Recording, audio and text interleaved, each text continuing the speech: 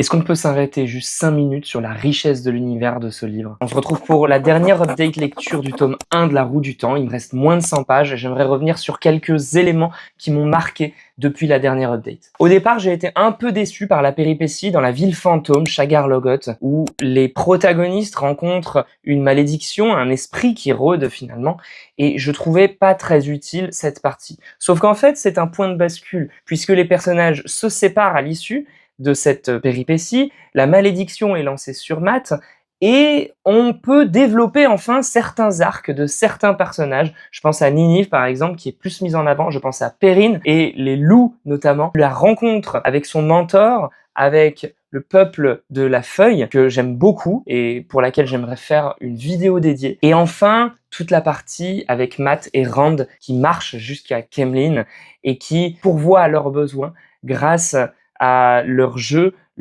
musical notamment, le jonglage aussi, et ça m'a carrément donné envie d'être parmi eux, quoi. Bon, et dernière chose, et pour moi qui englobe un peu tout ça, qui me donne envie de savoir la suite de là où va aller le groupe alors qu'ils sont censés se diriger vers l'œil du monde, c'est cette richesse que je trouve dans l'univers, non seulement dans les villes, mais aussi en dehors des villes. C'est-à-dire que je trouve un niveau de détail porté aux personnages et au peuplement du monde qui fait qu'on a vraiment l'impression d'être dans quelque chose d'habité. Et à la différence, par exemple, là je vais prendre l'Assassin Royal, en fait je ne voyais pas du tout le monde avec énormément de personnes, de trafic.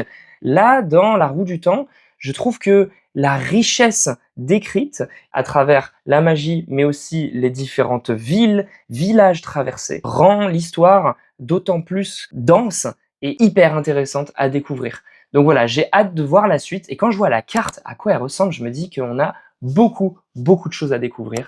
Donc je vais terminer ça dès maintenant, et comme ça je vous ferai la critique à la suite.